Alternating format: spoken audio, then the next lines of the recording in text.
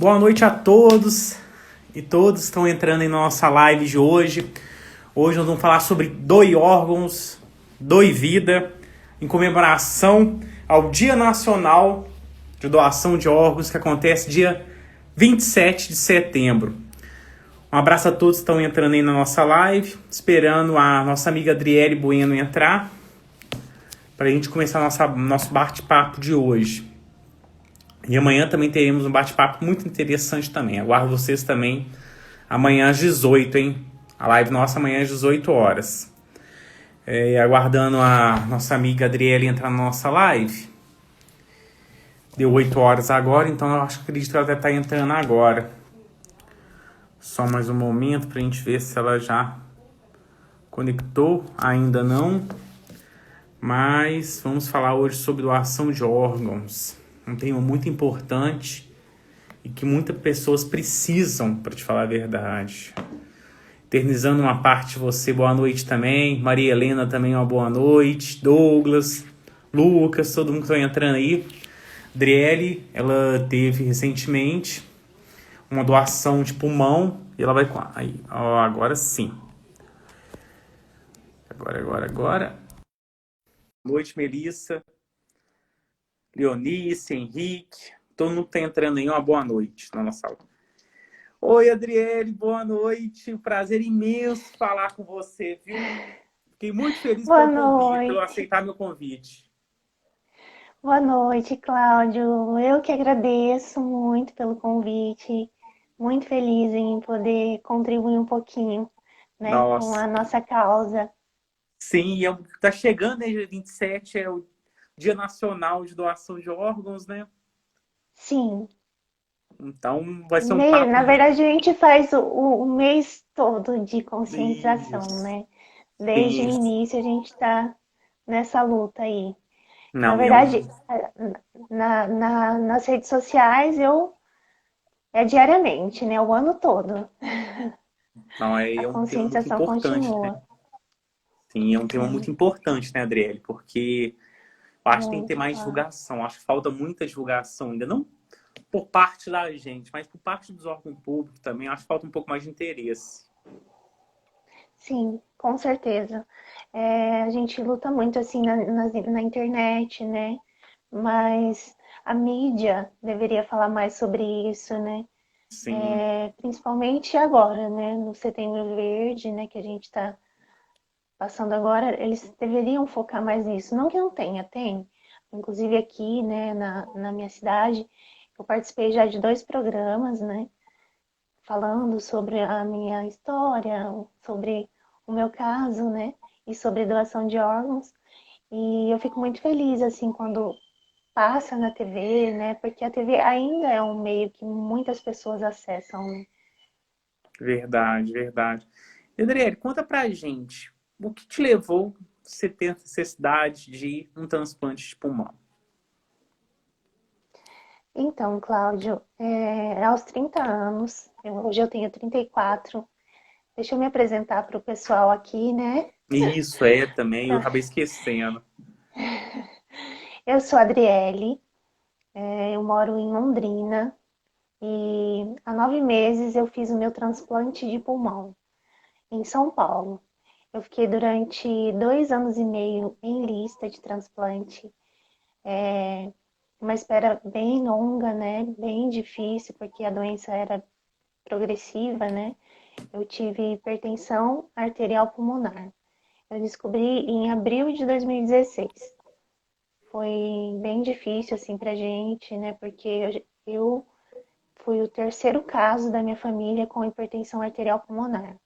É uma doença genética progressiva. Ela estreita as artérias pulmonares e dificulta a passagem de sangue e de oxigênio, né? Fazer a troca do oxigênio para o coração e acaba prejudicando o coração também com o tempo. Graças a Deus, o meu caso, assim, quando eu fiz o transplante, meu coração já estava um pouquinho debilitado, mas era reversível, né? Porque muitos casos acontecem e é irreversível, aí o transplante de pulmão se torna inviável. Aí, no meu caso, E, graças a Deus, deu certo. E é uma doença rara? Chega a ser uma doença rara, a sua ou não? Sim, sim, Cláudio. É uma doença muito, assim, no início do diagnóstico aqui na minha cidade, em Londrina,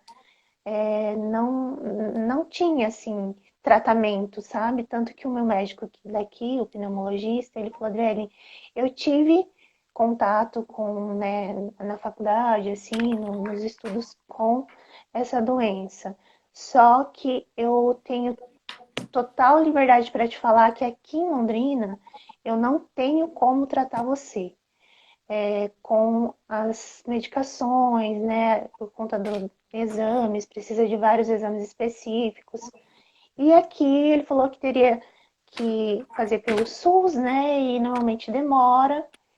E ele falou assim, eu não teria. Aí quando eu falei que eu ia para São Paulo, né? Porque no caso a minha prima, irmã, que também teve, ela fez tratamento em São Paulo. E lá é referência, né? Eles são referência em hipertensão pulmonar, o INCOR. E, e também tem a equipe de transplante lá também, né? Que foi onde eu transplantei também. E aí ele falou que eu tirei um peso das costas dele. Ele ficou aliviado quando eu disse que iria fazer o tratamento em São Paulo. Porque aqui Por, não teria como. porque você está em Londrina, né? Não é a capital, Isso. correto? Nem na capital não teria essa condição? Então, na capital, em Curitiba, até depois que eu fui para São Paulo, né, eu conheci algumas pessoas que eram de lá, né, que tinham a mesma doença e que faziam tratamento lá. Mas como minha prima irmã já tinha feito o tratamento em São Paulo e a gente já conhecia, né, e eu na verdade, eu nasci em São Paulo Uhum. e vim para cá, para o Paraná, bem bebezinha. Aí a gente tem muito parente lá, daí a gente acabou optando por ir para lá mesmo, assim, de início, no desespero, né? Tipo, foi muito um baque assim muito grande para minha família e para mim, né? Que era como se a gente fosse reviver aquilo que a gente já tinha vivido duas vezes, né? Foi bem difícil. Você aguardou muito tempo na fila?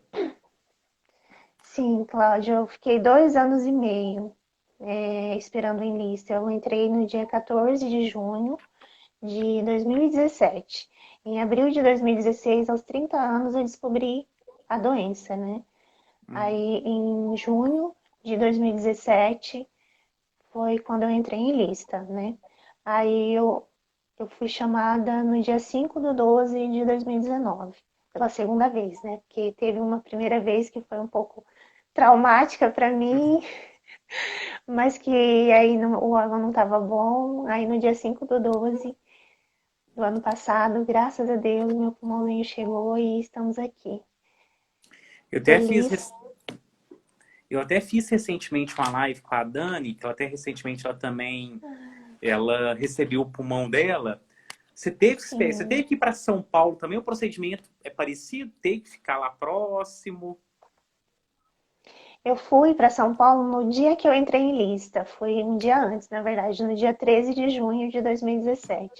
Eu fiquei lá todo esse período.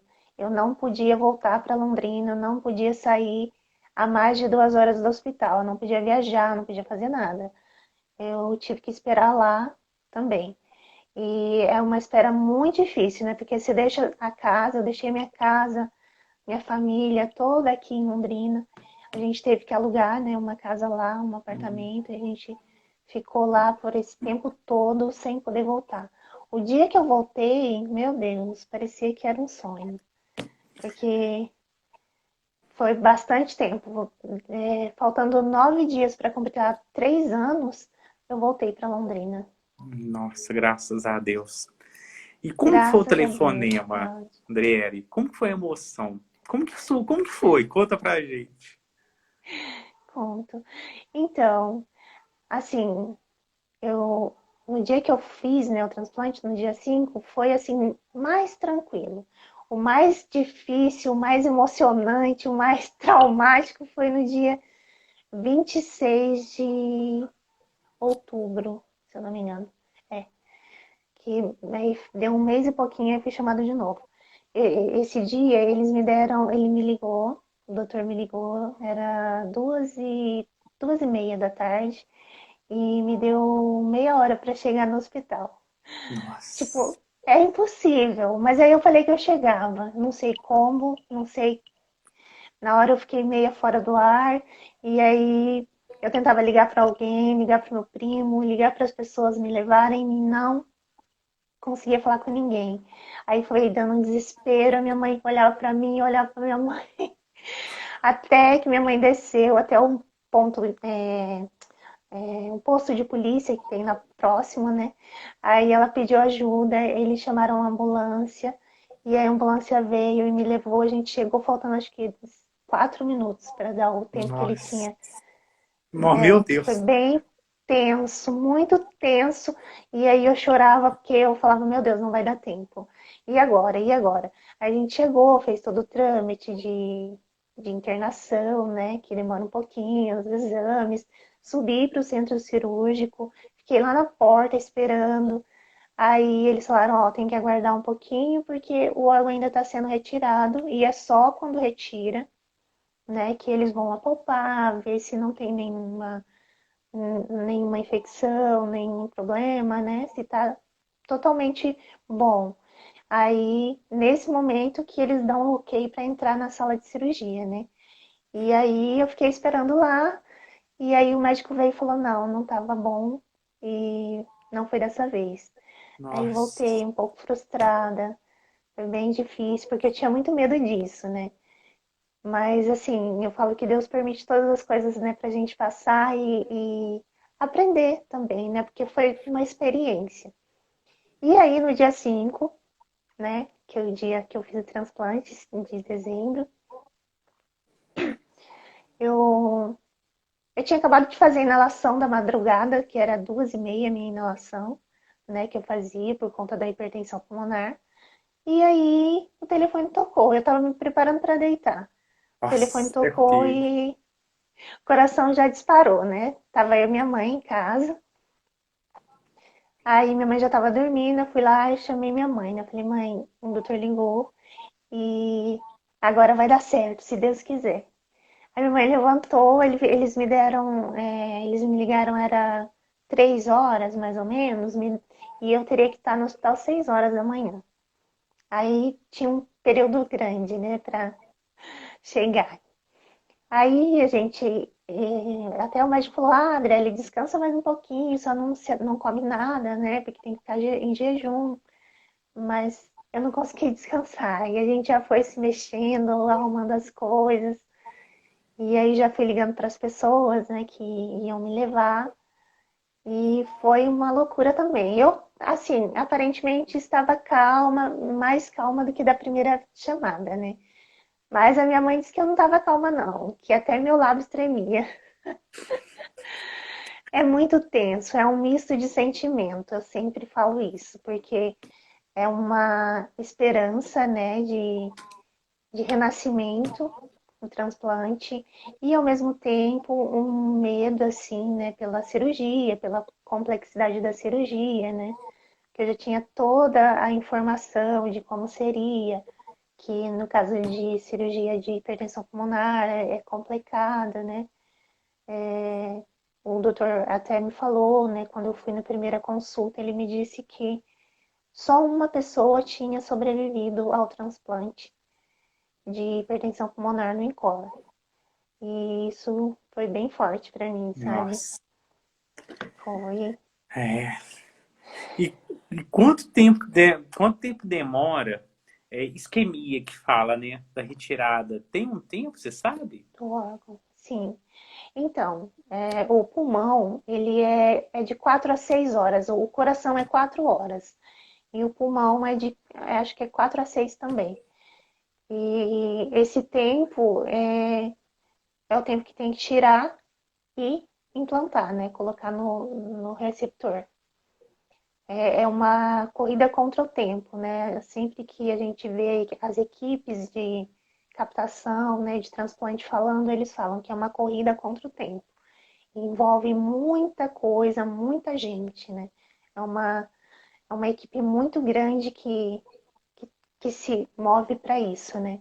E você mora. Eles, eu falo que eles são anjos, né? Que eles se doam para isso, né? Pode falar. E você foi morar muito próximo ao hospital? Então, na verdade, não, porque assim, eu nasci em Barueri e minha família tem um monte de parente lá, tem um monte de amigo lá. Aí, quando a gente foi, né, para se mudar, aí a gente optou por ficar em Barueri, que dá em torno de, assim, com o trânsito, a gente demorava em torno de 1h30, mais ou menos, com o trânsito, porque em São Paulo é quase impossível.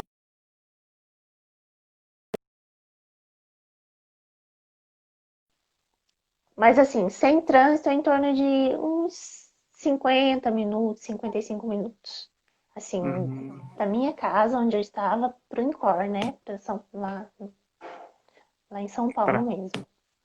E dá, tipo assim, não tem um preparo assim, por exemplo, quando uma pessoa vai fazer uma cirurgia normal, eletiva, tem aquele preparo, não pode comer. Nessa não, né? Então, é esse período que eles ligam, né? Pode ser que eles liguem com antecedência, que nem aconteceu no meu caso agora no dia que eu fiz o transplante, que foi, né, com antecedência. Por quê? Porque o meu doador, ele era de Guarulhos, São Paulo. Então, é, é relativamente perto para fazer a captação e já levar para o receptor, né? Então, eles me deram esse tempo bom. Mas assim, tem pessoas que, no meu caso, a primeira chamada foi meia hora que eles me deram para chegar no hospital. Então, assim, se eu tivesse terminado de almoçar, né, não tinha como, né? Eu já estaria. Aí eu não sei qual seria o procedimento, mas sempre que eles ligam, eles falam: para de comer, não come mais nada, não bebe água, não, nada mais. Sempre assim. E na lista de espera, Adriele, como que funciona? Tipo assim, ela segue normalmente ou tem uma, como se diz, depende da pessoa, tipo assim, ser compatível ou não? Então, sim, é. A lista é uma lista que a gente entra, né, por ordem e tal. Eu entrei, eu era o número 52. E eu fui transplantada, eu era o 2, né? Andou bastante, né? Mas foram 2 anos e meio. E é assim, a compatibilidade do pulmão é bem, tem bastante critério assim a ser levado em conta. No caso do pulmão, tem que ter mais ou menos o porte físico igual, né, do doador e receptor, o tamanho, né, da caixa torácica e compatibilidade sanguínea, né, que é o principal também, painel imunológico, que tem que ter meio parecido, às vezes não nem tudo, né, igual, mas tem que ter mais ou menos parecido. E é isso, eu acho. E essa questão de tamanho, ela varia muito por conta assim, tem pessoas, né, que são homens maiores, eles têm uma chance de ser transplantado mais rápido, porque a maioria assim de doador que é por trauma, né, de acidente, alguma coisa, é homem e alto, né? Aí as pessoas que são mais baixinhas, às vezes demoram mais. Tem todo um critério.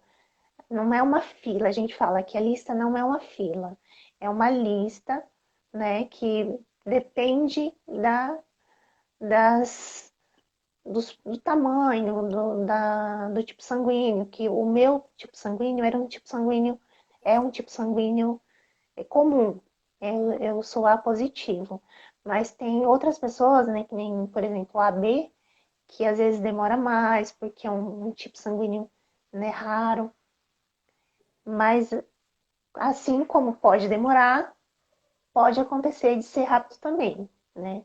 Porque como aí a fila das pessoas de AB, por exemplo, de tipos sanguíneos mais incomuns, ela é menor, bem menor. Às vezes as pessoas entram no 8, no 10, no número 10, sabe, da fila.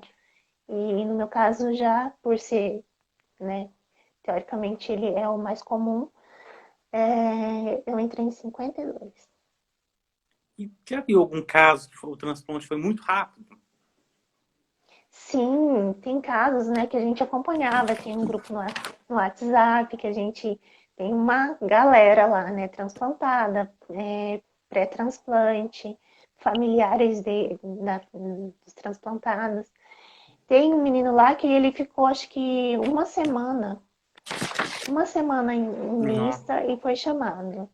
Teve um outro caso de um amigo nosso que, se eu não me engano, foi 3 meses. E uma amiga nossa. minha do Piauí, Marília, não sei se ela tá por aí. Ela, quando ela tava lá, sabe, eu ficava, meu Deus, tem misericórdia que ela consiga vir pra cá, né? Porque ela tava nesse trâmite de entrar em lista, né? E eu já tava em lista. E aí eu torcendo pra ela vir, torcendo pra ela vir. Ela veio, transplantou primeiro que eu. E o tipo sanguíneo dela, se eu não me engano, era AB. Se não é AB, é O alguma coisa. E era bem raro. E foi muito rápido, assim, também o dela. Hum, E a gente ficou muito feliz, né? Porque, tadinha, ela tava Nossa. bem, bem debilitada. E aqui, André, tem várias perguntas agora. Vou começar a fazer as perguntas para depois a gente voltar nas minhas. O Leandro está te Vamos lá. perguntando: a pessoa doadora tem que ser extremamente saudável? Então, Leandro, né? Isso. Leandro. O Então, Leandro, é. Leandro, assim, o doador, ele, para ser viável os órgãos, ele tem que estar, normalmente está internado, né? Por morte encefálica. Mas assim, para ser doador, a pessoa só precisa avisar que é doador para a família autorizar. Quem vai decidir e vai ver se os órgãos estão viáveis ou não é a equipe de captação. Eu assisti a live de um médico.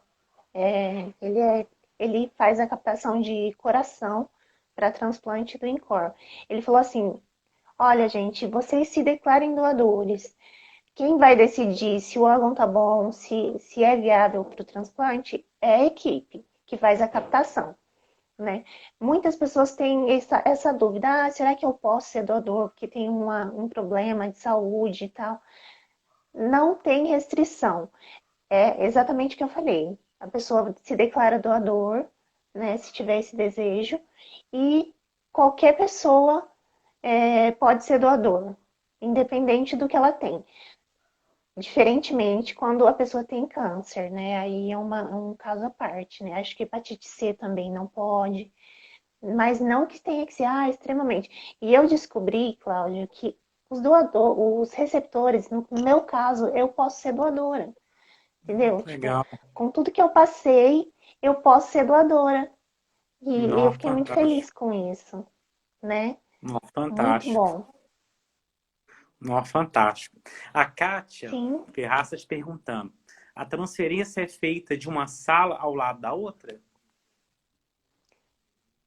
transferência do. Do Não órgão. entendi. A Ah, transferência do não. órgão. Então. Não, Kátia. No meu caso, foi captado o órgão na mesma cidade, né? São Paulo. E aí eles trazem, no meu caso, acho que ele veio de ambulância normal. E aí eles trazem o órgão, né, até o hospital transplantador, que no meu caso foi em Cor. Mas, por exemplo, quando o doador está no mesmo hospital do receptor, aí facilita muito, né? Porque a equipe não precisa sair do hospital para buscar o órgão no outro hospital. E acontece também, por exemplo, de a maioria dos casos, assim, o órgão vem de outro estado, de outra cidade, aí envolve muita gente, inclusive avião, né? Disponibilidade de, às vezes, a Força Aérea também faz esse trajeto, né? Leva os órgãos e algumas aviações aéreas também, eles fazem isso gratuitamente. E é lindo, lindo, lindo isso. Eu vi até um seriado que passa na televisão. Eu vi uma força aérea buscando, tipo assim, o órgão no Paraná para ser Sim, transportado no INCOR. sim. Já passou vários casos na TV sobre isso e é muito emocionante, né, ver assim, quando é, por exemplo, numa cidade próxima, Eles têm, acho que um helicóptero para isso, né? Que faz essa locomoção dos médicos que vão fazer a captação. Mas nem sempre. Aí eles têm até um. Eu vi outro dia um médico falando que, dependendo do lugar, não tem como buscar, né? O órgão tem alguns problemas ainda em relação a isso. E o Leandro te fazendo outra pergunta. Você conheceu a família do doador? Não, Leandro, infelizmente, assim, ou felizmente, não sei, não é permitido, por lei é proibido, né, esse encontro, por pelo menos 2 anos. Depois de 2 anos, se as duas famílias quiserem, né, se conhecer, tanto uma quanto a outra, aí é permitido, né, eles fazem esse encontro. Mas de início, não pode. E se, E e se a pode falar. família dele quisesse te conhecer, você aceitaria? Então, Cláudio, tem umas questões assim, né, bem complicada, né? Eu não sei se vocês já ouviram falar, mas tem casos, né, que acontece que envolve muito sentimento isso, né? Envolve uma contradição de sentimento. A família que perdeu o ente querido, ela tá ainda com uma dor muito recente, né? E a família e o receptor é um sentimento de alegria, felicidade, gratidão muito grande. É um êxtase, né, que a gente vive. E eu falo assim, por que que tem essa lei? Porque já teve alguns casos, né, que teve problema, que a família doadora acabou. Eu não tenho, assim, especificamente o assunto exato, mas eu já ouvi falar alguns casos que deu problema, sabe, entre as Hum, famílias. Que é muito difícil, né? É um isso é sentimento complicado. diferente, né? Mas assim, antes do transplante, antes de saber dessas coisas que aconteceram, eu tinha essa vontade de encontrar, né? Eu falei, deve ser muito legal, muito emocionante. É como se a outra família doadora fosse minha família. Mas assim, depois que eu fiquei sabendo de alguns casos que deu problema entre as famílias, aí eu fiquei com um pouco de receio. Mas não que eu não queira. Eu falo que se futuramente, se for permissão de Deus da gente se encontrar e ser para o bem, tanto meu quanto deles, vai acontecer, né? Isso é Eu penso importante. assim, sim. O, o José está te perguntando, o que é painel imunológico? O painel imunológico, José, é o que a gente já teve de contato. Eu não sei assim explicar em termos técnicos. Eu falo em termos que as pessoas entendem, que eu entendo. É o que a gente já teve contato. Por exemplo, eu tive contato com toxoplasmose. Acho que é isso, é assim que fala, né? Eu já Sim. tive contato. Então, o meu doador, ele poderia ter contato com toxoplasmose também.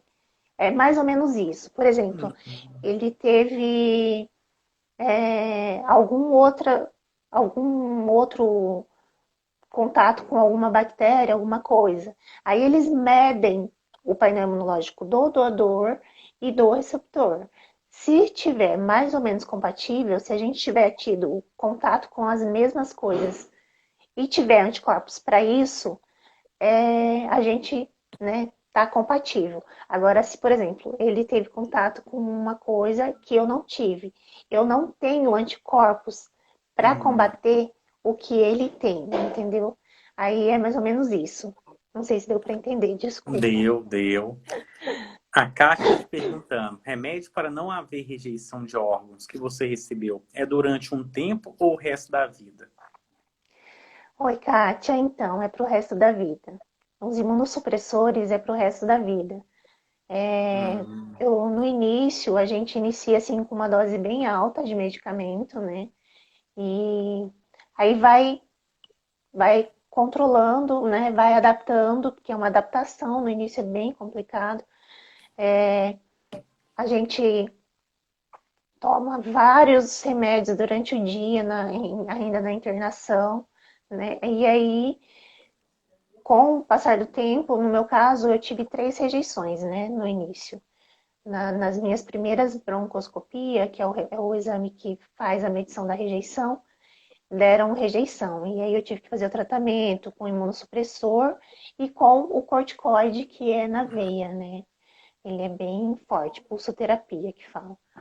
Aí foi bem complicado no início para mim.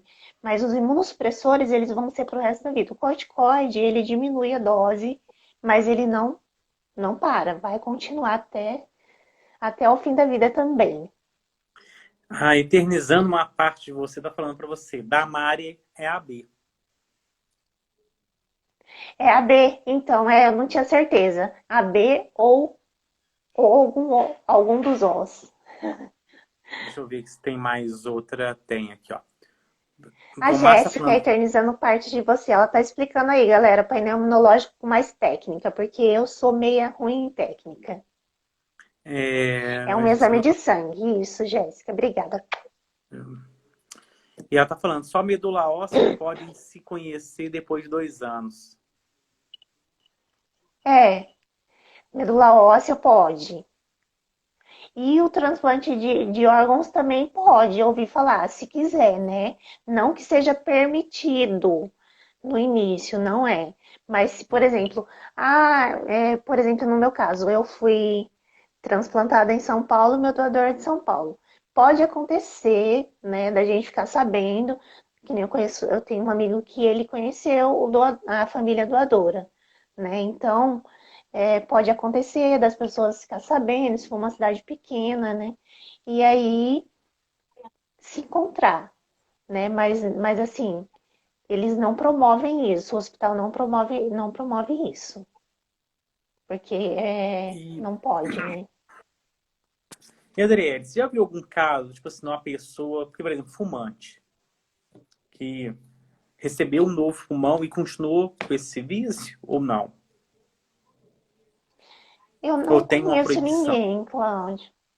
Na verdade, sim, Hum, tem a proibição, não pode, né? Mas eu acredito que hum, não, que as pessoas tenham consciência, né, de não. Eu não conheço nenhum caso que aconteceu assim, mas eu acho que seria muita irresponsabilidade e falta de amor pelo, né, pelo órgão que recebeu, né? sim, verdade. Como Eu que seu... vivo, eu vivo fugindo das fumaças, de tudo que pode entrar e contaminar o meu pulmãozinho. E como tá a aceitação do seu corpo com o novo órgão? No sentido de rejeição, você diz, É, Cláudio? isso. Então, né, eu tive 3 rejeições, tratei, graças a Deus foram, né, tranquilo, assim, fiz a expulsoterapia. Na rejeição eu não tive nenhum sintoma, nada. Eu só fiz a broncoscopia e na bronco deu que eu tava com rejeição. E, e assim, aí eu já fiz, daí eu fiz a 4ª broncoscopia e graças a Deus não veio rejeição nenhuma. E Não. aí foi quando a equipe me liberou para voltar para minha casa, né? Porque até então eu estava tratando, né? Tipo, os primeiros meses, os primeiros 6 meses foram bem tensos, assim, porque além de eu estar tratando as rejeições, né? Porque é uma dose forte de corticoide, para justamente diminuir a minha imunidade, para eu não rejeitar. Aí aconteceu assim, bem na época do do Covid. Aí Isso que eu ia te perguntar. eu tinha que fazer medicação 3 vezes na semana no hospital. E aí foi muito tenso para mim, muito difícil, porque todo mundo correndo, né, desses locais assim, de hospital e a gente tendo que estar lá. A maioria dos recém-transplantados tinha que fazer essa medicação, né? E eu, por conta da rejeição, também tinha que fazer. E aí foi bem difícil. Mas agora eu tô ótima, assim, tô muito bem, graças a Deus. Né? Na última rejeição, na última bronco, não deu rejeição. Eu teria que fazer, no caso, o padrão teria que fazer com 9 meses outra broncoscopia, né? Que é o exame da rejeição. E aí o médico falou que por eu estar ótima, por todos os meus exames estarem ótimos, ele não iria pedir a bronco de 9 meses. E eu fiquei muito feliz, graças a Deus. E mesmo com Covid, você está tendo tratamento diferenciado? Tratamento, como assim, Cláudio? Não entendi a Por pergunta, exemplo, desculpa. né? Talvez eu até expressei errado, para te falar a verdade. Com a pandemia hoje, está todo mundo preso dentro de casa. Como está sendo seu Sim. dia a dia? Porque o cuidado tem que ser maior ainda, né? Então, a gente costuma dizer assim, né? A gente lançou moda da máscara, né? Os transplantados. A gente chegava no Encore, os mascarados eram os transplantados, né? Porque é normal, os transplantados de pulmão têm que usar máscara pro resto da vida em local fechado, né? Não pode abusar nessa parte. E aí, agora no Covid, a gente não sabia mais identificar quem eram os transplantados, porque todo mundo tá usando máscara, né? E é difícil, é muito difícil. Mas o início de um pós-transplante, ele exige isso, né? Não ter muito contato com pessoas de fora, porque como a imunidade está muito baixa, né? O risco de contrair gripe e ela virar uma pneumonia, por exemplo, é muito grande. Então a gente já tem que ter esse contato, esse medo e não ter esse contato com pessoas de fora, né? Aí com o Covid piorou um pouquinho, né? Aí agora a gente tem que ter muito mais cuidado. Mas é a questão tá sendo difícil, tá? Muito difícil. Mas eu já vinha de um isolamento antes do transplante, depois do transplante no início, né, por conta do pré-cirúrgico, e agora pelo Covid. É difícil porque eu tinha a expectativa de voltar para minha cidade e encontrar todo mundo, né? Comemorar a vida, mas infelizmente nesse momento não posso. Tem que ficar Nossa. quietinha em casa. Tem uma Mas pergunta eu no tô pri- tão feliz. Pode falar. Tem uma pergunta no privado que está te perguntando como foi receber o diagnóstico de hipertensão arterial pulmonar? Foi muito. Quem perguntou é no privado, tá? Deixa eu Desculpa. voltar aqui. Perdão, Gustavo. Deixa eu voltar aqui. Oi, boa noite, Gustavo. Então, foi muito difícil, né? Foi muito difícil mesmo, porque a minha irmã, em 2009, em 2008, ela recebeu o diagnóstico tardio e já estava muito avançada a doença e infelizmente ela viveu 8 meses dentro de um hospital com oxigênio no máximo, ela não conseguia fazer mais nada e com 8 meses ela faleceu em 2009. A minha prima irmã também, ela descobriu em 2012 e em 2014 ela faleceu por uma complicação da doença. E aquilo pra gente foi muito difícil para a família, né? E quando em 2016 eu recebi esse diagnóstico, por já ter acontecido 2 vezes na minha família, sabe? É uma coisa muito rara mesmo. É uma doença que o médico falou, Adriele, acontecer uma vez é muito raro, 2 vezes é muito mais raro e 3 vezes é quase impossível acontecer na família. E no meu caso aconteceu, né? Aí foi muito difícil, porque é como se a gente fosse reviver aquilo de novo, sabe? A expectativa de vida zero, né? Porque 2 casos difíceis, trágicos, né? E foi muito assim, eu perdi totalmente a esperança, a... eu não conseguia fazer planos no início, eu não conseguia. Foi muito difícil. Quando eu descobri, já estava um pouco avançada, já estava de 3, nível 3, mais ou menos, indo para o 4. E no final eu já estava no 4, já no limite. Não conseguia mais fazer nada, eu não conseguia andar, não conseguia me alimentar, não conseguia conversar, não conseguia falar, coisa que eu mais amo falar, né? E eu não conseguia. E Eu descobri aqui em Londrina ainda através de um ecocardiograma, que é o exame que ele detecta a pressão alta no pulmão. E foi assim, eu não achava que era. Eu vinha de um período de infecções de garganta, tive um probleminha no dente, que eu tive que fazer uma cirurgia, tirar o dente do siso, tomei uns corticoides por um tempo, fiquei inchada, aí tive a imunidade muito baixa tal. E aí eu tive uma gripe forte. E muita fraqueza, falta de ar, não conseguia nem andar, muita dor nas costas.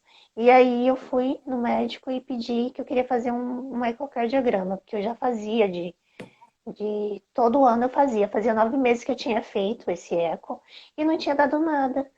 E aí ele falou Uhum. assim, não, André, não precisa fazer o eco agora.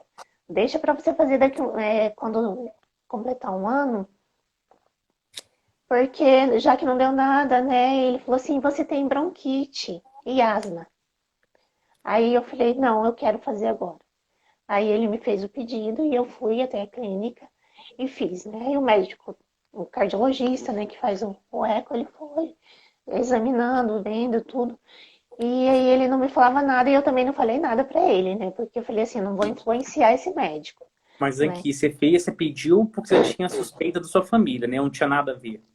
Sim, sim. O médico da minha prima e da minha irmã, eles falaram que a gente tinha que fazer esse exame anualmente, porque, como aconteceu 2 vezes, poderia acontecer de novo. Mas nunca, às vezes as pessoas falam, nossa, né? Mas esperou tanto, né? Mas não é, é que assim, na minha cabeça, nunca seria aquilo, né? Com todos os sintomas. Eu já vinha de um ano atrás, eu tive um episódio de desmaio na academia. Eu fazia academia, eu tinha uma vida normal, trabalhava. E aí eu tive um episódio de desmaio. Parei de fazer academia, falei, vou fazer os exames. Aí, como eu estava bem, sem nenhum problema, né? Sem esforço, eu não me sentia mal, eu não fiz os exames. Fui deixando, né? Aí foi que foi agravando, foi piorando, até que eu tive que buscar ajuda. E aí, voltando ao médico, ele me perguntou, ele falou, Adriele, por que que você veio fazer o eco? Eu falei, então, doutor, eu tenho um caso na minha família de HP e eu faço anualmente. E agora, por eu estar nesse período de gripe e tal, me sentindo cansada, com falta de ar, aí eu vim fazer. Aí ele falou, então, Adriele, infelizmente você também tem hipertensão pulmonar. Naquele momento foi como se o mundo parasse para mim, assim, e tudo, os meus pés flutuavam. Eu estava sozinha, eu tinha ido fazer esse exame sozinha. Eu não chorava, eu não tinha reação nenhuma. Foi muito, muito, muito, muito difícil Não, você esse deixou até momento. emocionado. Ó. Foi, Cláudio, foi muito difícil, assim. Eu só liguei pro meu esposo e falei para ele, falei, amor, deu HP no meu exame. E eu não sabia o que fazia. Eu estava de moto, sozinha. Eu voltei pro escritório, né, que eu trabalhava, e contei pro meu patrão, pra Isabela, ela trabalhava comigo, que é advogada também. E, e não falei para mais ninguém, porque a minha esperança, Cláudia, era que aquele exame, que aquele médico cardiologista tivesse errado e que a hora que o meu pneumologista pegasse o exame, ele falasse, não, André, ele não é só alguma coisa mínima. Mas aquele medo, tudo envolvido, né? Tipo, eu falei, eu não vou contar pra ninguém, não vou falar pra minha família, eu não vou falar pra minha mãe, porque eu não quero que ela sofra antes do tempo, né? E, e foi muito difícil. O laudo do exame ficou pronto, acho que em 2 ou 3 dias. Aí eu fui, busquei o exame e levei para o meu pneumologista, né? A hora que eu cheguei no pneumologista, né, muito, muito tensa, com muito medo, né, eu e meu esposo. E aí ele olhou para mim e falou assim, que carinha é essa, Adriele? Eu não saía a voz, não conseguia falar, eu só ficava assim, ó, com o olho arregalado olhando para ele. Aí ele Ele pegou, eu entreguei o exame, ele pegou, olhou. Aí ele arregalou o olho pra mim, assim, ficou assim, olhando pra minha cara.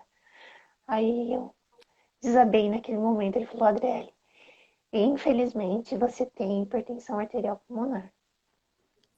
Aí aquele momento pra mim, eu desabei total.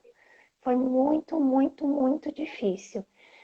Ele tentava me ajudar, eu lembro das palavras que ele me dizia na hora, assim. Ele falava, Adriele, hoje em dia os medicamentos, os tratamentos são melhores. Não, você vai conseguir. Tenho pacientes que vivem bem com HP. Só que o meu trauma, né, de família, não conseguia ver, eu não conseguia ver futuro. Foi muito, muito complicado. Os primeiros meses eu só chorava, eu tentava não passar dificuldade, assim, a minha dor para minha família, tentava guardar aquilo para mim, né? Mas era quase impossível. Era muito difícil. Você fez Mas uma aí coisa, veio, pode falar, Cláudia. você fez uma coisa que eu faria. Eu ia abrir o exame e ia procurar na internet.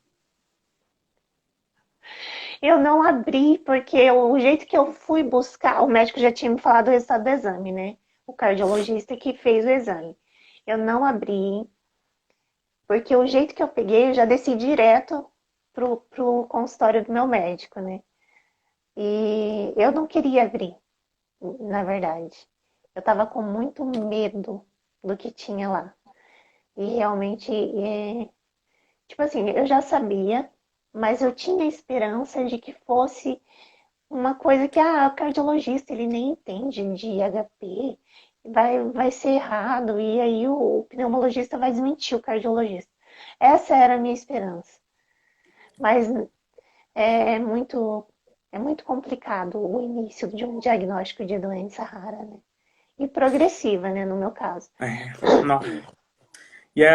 Eternizando uma parte, você está perguntando, Dri, depois do transplante, você tem mais HP?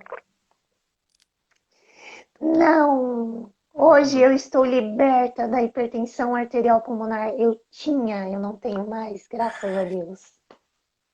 Ó, fico É muito uma feliz, viu? doença. A HP é uma doença que, tipo, o meu pulmão ele era lindo, perfeito, não tinha nenhum defeito, ele não tinha sinais. A única coisa, as veias do meu pulmão, as paredes da veia, elas foram aumentando e diminuindo o espaço que o sangue tinha para passar. E nas extremidades das artérias pulmonares, isso era muito, muito pior, porque já é fina. Aí vai estreitando, estreitando, com o tempo vai estreitando mais ainda, e o sangue não ia para as extremidades. Tanto que eu ficava toda roxa, meu lábio era todo roxo aqui, o queixo ficava tudo roxo. E o pé, a mão, tudo roxo. Qualquer esforço que eu fazia, Cláudio, eu ficava totalmente roxa, no frio, no inverno. Era muito difícil, porque aí me dava muita falta de ar. Muita mesmo. Eu vou te falar uma coisa, tá, Adriele? O que você faz, sabe? Eu vou até entrar no outro tema que a gente te falar sobre divulgação, sobre o abastinato que estão fazendo. Esse trabalho que você faz hoje na internet é maravilhoso, porque acalma o coração de algumas outras pessoas, sabe? Eu acho que receber esse diagnóstico, nossa, é difícil demais para uma pessoa, entendeu? Seja uma pessoa com doenças raras, seja com HP, é complicado. Só a pessoa que está passando, e você é uma vencedora. Eu acho que não, nunca deixe de fazer esse trabalho, sabe? Eu Obrigada. acho que tem que incentivar mesmo a doação, sabe, de órgãos. Eu acho Sim, que salva vida, sabe? Eu acho que a família tem que sim, permitir, sabe? Eu acho que é uma luta, sabe? Tem até um amigo meu na live, deputado Wendel Mesquita, um amigo meu, tem que lutar, sabe? Eu acho que o poder público tem que fazer alguma coisa para poder ajudar a Então, Cláudio, divulgar mais, sabe? sim, quando eu estava em lista, né, eu não tinha informação nenhuma quando eu entrei em lista de transplante. O que que eu buscava? Eu buscava informação pela internet, pelas pessoas que já tinham passado por isso, né? E aí eu encontrei muitas pessoas que divulgavam a causa, que já eram transplantados, que ainda estavam à espera. E eu lutei antes do transplante e depois do transplante. Hoje eu tenho uma obrigação, eu tenho uma gratidão pela família doadora. E aí eu preciso ajudar outras pessoas também. Eu tenho isso comigo, sabe? Eu falei que enquanto eu viver, eu vou lutar pela doação, para a divulgação da doação de órgãos, para conscientizar as pessoas a importância da doação de órgãos, né? Porque salva vidas. Eu tô aqui porque alguém disse sim à doação de órgãos e salvou a minha vida. Então eu quero que as outras pessoas que estão em lista, passando pelo que eu passei, elas consigam, assim como eu. Porque é muito Sim, bom renascer, é muito bom viver. E muitas pessoas, nesse período de 2 anos e meio de espera, muitos amigos meus se foram porque não conseguiram esperar o sim de uma família. Então eu falo que eu preciso ajudar, que eu recebi, eu quero que todos recebam também. Não só de verdade. E pulmão, isso que eu ia te de falar, todos não os só de órgãos. pulmão, até de pele Não, tem a doação causa de é pele. tudo. Isso envolve medula óssea, doação de córneas, que é tecido, né? Pele, tem muita coisa. Uma pessoa pode salvar até 8 vidas, mas essas 8 pode ter muito mais por conta, tem a doação da pele, né, que eles tiram Sim, cirurgicamente, uma camada fina, que não atrapalha nada, nada, nada pro doador.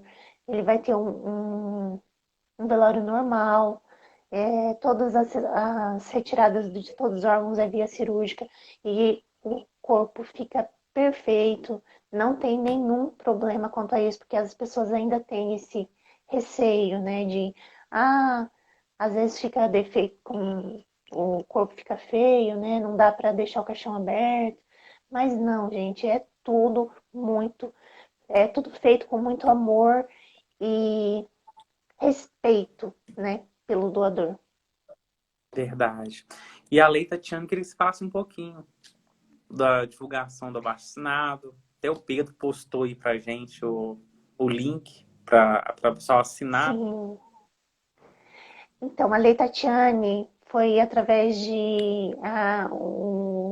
no Instagram do Sou Doador. Patrícia Fonseca, ela conheceu a Tatiane, que esperava por um coração.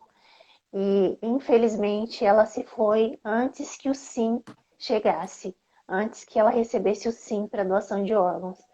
E aí, a partir daí, o deputado Ricardo Izar, ele ele fez um projeto de lei, né, com o nome Lei Tatiane, para incluir o ensino, no ensino nas escolas, o tema doação de órgãos, para começar a falar com as crianças, né, inclusive, desde pequeno, para ter esse tema incluído nas escolas, né? Porque é muito importante a conscientização das crianças mesmo, né? Adolescente e tudo mais, né? Até na faculdade. E porque assim, a gente fala, as crianças são o nosso futuro, né? E Verdade. uma criança, né, com a sensibilidade que eles têm, eles podem conscientizar a família toda, né? Porque às vezes a família nem está sabendo, e se a criança tem o contato com isso de uma forma lúdica, bonita, né, explicando como eles irão entender, é muito importante isso. E a gente está lutando no abaixo-assinado para que essa lei vigore, né, e a gente possa ter incluso no ensino o tema sobre doação de órgãos. E o Tá que precisa hoje para essa o lei? link tá na minha bio também. O que E essa lei, precisa, ela é como federal, toda né? lei, sim, como toda lei tem os trâmites, né, de vai um deputado segura, às vezes acontece, né?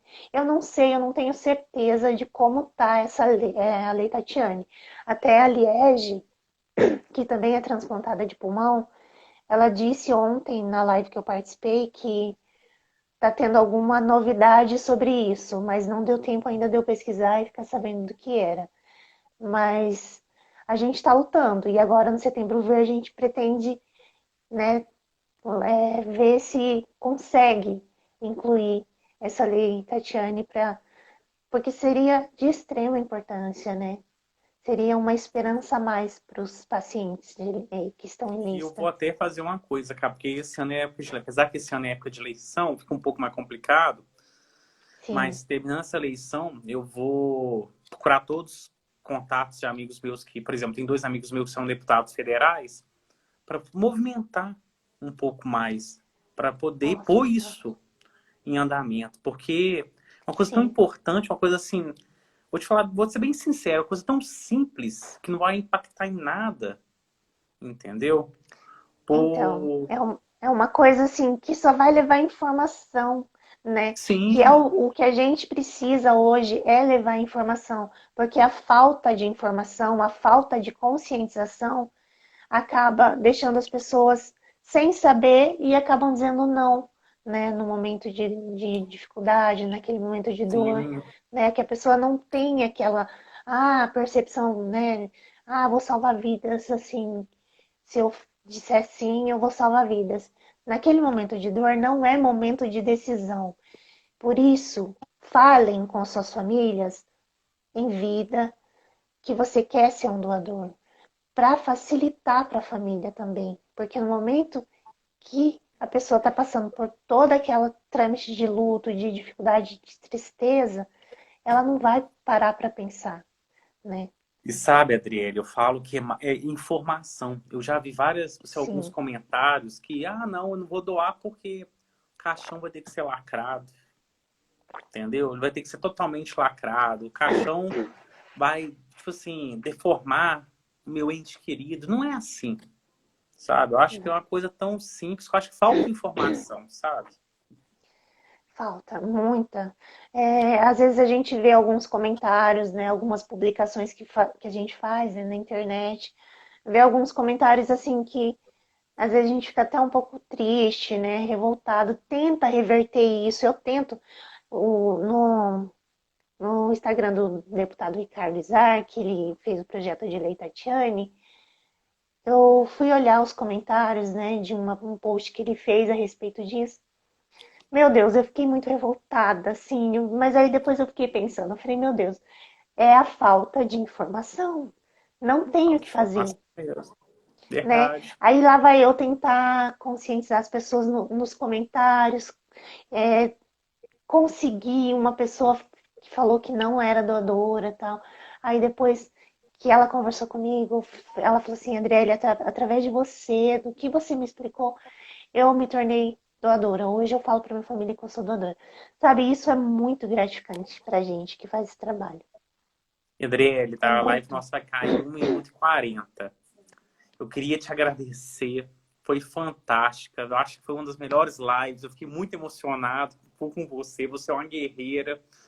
Obrigado mesmo. Quero fazer mais lives com você para a gente divulgar. A gente tem que ser massivo mesmo, fazer live, para o pessoal se Sim, conscientizar que doação é importante. eu que agradeço demais pela possibilidade de estar aqui, né, participando e contando um pouquinho da minha história. Muito feliz mesmo. E, gente, vamos se conscientizar sobre isso, né? E falar com as nossas famílias. Não é falar sobre morte, é falar sobre vida, renascimento. É permitir que o seu ente querido continue em outra pessoa, dê vida para outra pessoa. E isso é fantástico. Hoje eu vivo isso, eu sinto gratidão por respirar.